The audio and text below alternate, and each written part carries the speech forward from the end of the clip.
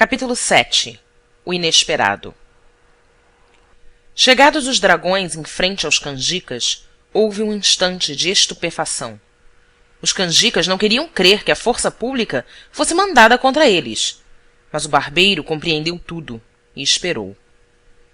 Os dragões pararam.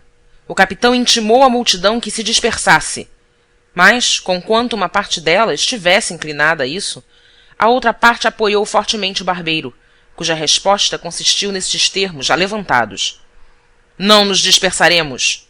Se quereis os nossos cadáveres, podeis tomá-los, mas só os cadáveres.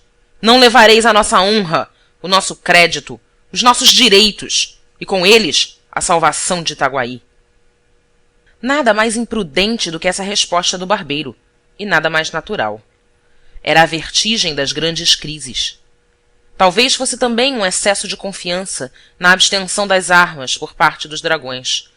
Confiança que o capitão dissipou logo, mandando carregar sobre os canjicas. O momento foi indescritível. A multidão urrou, furiosa.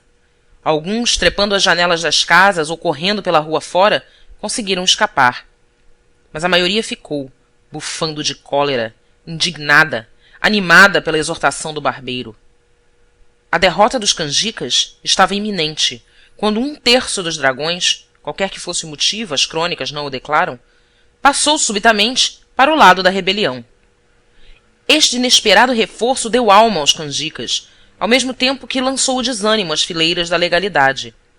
Os soldados fiéis não tiveram coragem de atacar os seus próprios camaradas, e um a um foram passando para eles, de modo que ao cabo de alguns minutos o aspecto das coisas era totalmente outro. O capitão estava de um lado, com alguma gente, contra uma massa compacta que o ameaçava de morte. Não teve remédio, declarou-se vencido e entregou a espada ao barbeiro. A revolução triunfante não perdeu um só minuto, recolheu os feridos às casas próximas e guiou para a câmara. Povo e tropa fraternizavam, davam vivas a el-rei, ao vice-rei, a Itaguaí, ao ilustre Porfírio. Este ia na frente, empunhando tão destramente a espada como se ela fosse apenas uma navalha um pouco mais comprida. A vitória cingia-lhe a fronte de um nimbo misterioso. A dignidade de governo começava a eurijar-lhe os quadris. Os vereadores, às janelas, vendo a multidão e a tropa, cuidaram que a tropa capturara a multidão e, sem mais exame, entraram e votaram uma petição ao vice-rei para que mandasse dar 1 mês de soldo aos dragões, cujo denodo salvou Itaguaí do abismo a que o tinha lançado uma cáfila de rebeldes. Esta frase foi proposta por Sebastião Freitas, o vereador dissidente, cuja defesa dos canjicas tanto escandalizara os colegas. Mas bem depressa a ilusão se desfez.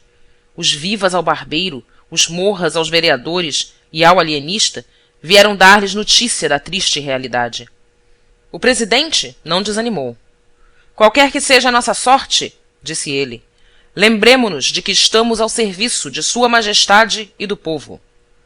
Sebastião insinuou que melhor se poderia servir a coroa e a vila saindo pelos fundos e indo conferenciar com o juiz de fora, mas toda a câmara rejeitou esse alvitre. Daí a nada, o barbeiro, acompanhado de alguns de seus tenentes, entrava na sala da vereança e intimava à câmara a sua queda. A câmara não resistiu, entregou-se e foi dali para a cadeia. Então, os amigos do barbeiro propuseram-lhe que assumisse o governo da vila, em nome de Sua Majestade. Porfírio aceitou o encargo, embora não desconhecesse, acrescentou, os espinhos que trazia. Disse mais, que não podia dispensar o concurso dos amigos presentes, ao que eles prontamente anuíram. O barbeiro veio à janela e comunicou ao povo essas resoluções, que o povo ratificou, aclamando o barbeiro. Este tomou a denominação de protetor da vila em nome de Sua Majestade e do povo. Expediram-se logo várias ordens importantes, comunicações oficiais do novo governo, uma exposição minuciosa ao vice-rei, com muitos protestos de obediência às ordens de Sua Majestade. Finalmente, uma proclamação ao povo, curta, mas enérgica. Itaguaienses! Uma câmara corrupta e violenta conspirava contra os interesses de Sua Majestade e do povo.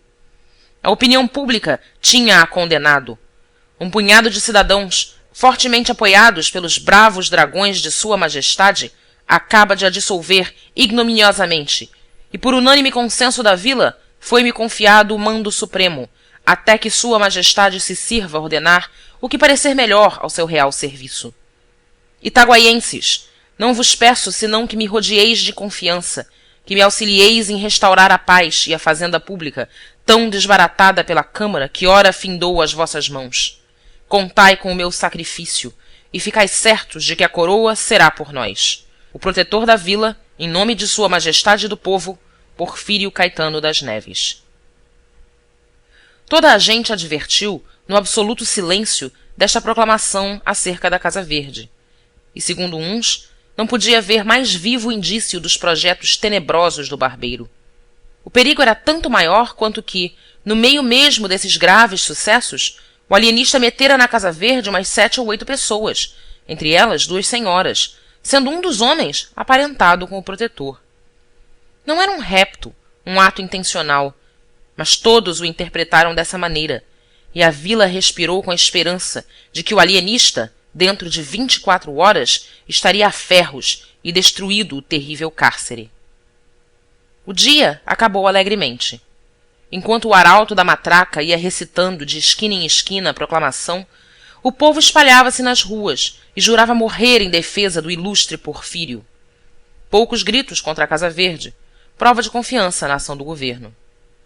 O barbeiro fez expedir um ato declarando feriado aquele dia e entabulou negociações com o vigário para a celebração de um Te Deum. Tão conveniente era, aos olhos dele, a conjunção do poder temporal com o espiritual. Mas o padre Lopes recusou abertamente o seu concurso.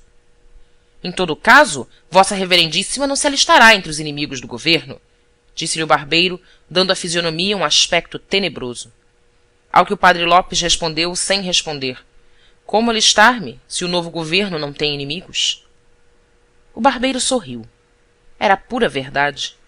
Salvo o capitão, os vereadores e os principais da vila, toda a gente o aclamava. Os mesmos principais, se não o aclamavam, não tinham saído contra ele. Nenhum dos almotacés deixou de vir receber as suas ordens. No geral, as famílias abençoavam o nome daquele que ia, enfim, libertar Itaguaí da Casa Verde e do terrível Simão Bacamarte. Capítulo 8. As angústias do boticário. 24 horas depois dos sucessos narrados no capítulo anterior, o barbeiro saiu do Palácio do Governo, foi a denominação dada à Casa da Câmara, com 2 ajudantes de ordens, e dirigiu-se à residência de Simão Bacamarte. Não ignorava ele que era mais decoroso ao governo mandá-lo chamar. O receio, porém, de que o alienista não obedecesse, obrigou-o a parecer tolerante e moderado. Não descrevo o terror do boticário ao ouvir dizer que o barbeiro ia à casa do alienista. Vai prendê-lo, pensou ele, e redobraram-lhe as angústias. Com efeito, a tortura moral do boticário naqueles dias de revolução excede a toda descrição possível. Nunca um homem se achou em mais apertado lance. A privança do alienista chamava-o ao lado deste. A vitória do barbeiro atraía-o ao barbeiro. Já a simples notícia da sublevação tinha-lhe sacudido fortemente a alma, porque ele sabia a unanimidade do ódio ao alienista. Mas a vitória final foi também o golpe final. A esposa, senhora Máscula, amiga particular de Dona Evarista, dizia que o lugar dele era ao lado de Simão Bacamarte, ao passo que o coração lhe bradava que não, que a causa do alienista estava perdida, e que ninguém, por ato próprio, se amarra a um cadáver. Fê-lo Catão, é verdade, sed victa Catoni, pensava ele, relembrando algumas palestras habituais do padre Lopes. Mas Catão não se atou a uma causa vencida. Ele era a própria causa vencida, a causa da República. O seu ato, portanto, foi de egoísta, de um miserável egoísta. Minha situação é outra. Insistindo, porém, a mulher, não achou Crispim Soares outra saída em tal crise, senão adoecer. Declarou-se doente e meteu-se na cama. Lá vai o Porfírio à casa do Dr. Bacamarte, disse-lhe a mulher no dia seguinte, à cabeceira da cama. Vai acompanhado de gente. Vai prendê-lo, pensou o boticário. Uma ideia traz outra. O boticário imaginou que, uma vez preso o alienista, viriam também buscá-lo, a ele, na qualidade de cúmplice. Esta ideia foi o melhor dos vesicatórios. Crispim Soares ergueu-se, disse que estava bom, que ia sair, e apesar de todos os esforços e protestos da consorte, vestiu-se e saiu. Os velhos cronistas são unânimes em dizer que a certeza de que o marido ia colocar-se nobremente ao lado do alienista consolou grandemente a esposa do boticário, e notam com muita perspicácia o imenso poder moral de uma ilusão, porquanto o boticário caminhou resolutamente ao palácio do governo, não à casa do alienista. Ali chegando, mostrou-se admirado de não ver o barbeiro, a quem ia apresentar os seus protestos de adesão, não o tendo feito desde a véspera por enfermo, e tossia com algum custo. Os altos funcionários que lhe ouviam esta declaração, sabedores da intimidade do boticário com o alienista, compreenderam toda a importância da adesão nova e trataram a Crispim Soares com apurado carinho. Afirmaram-lhe que o barbeiro não tardava. Sua senhoria tinha ido à Casa Verde, a negócio importante, mas não tardava. Deram-lhe cadeira, refrescos, elogios. Disseram-lhe que a causa do ilustre Porfírio era a de todos os patriotas, ao que o boticário ia repetindo que sim, que nunca pensara outra coisa, que isso mesmo mandaria declarar a sua majestade. Fim do capítulo 8.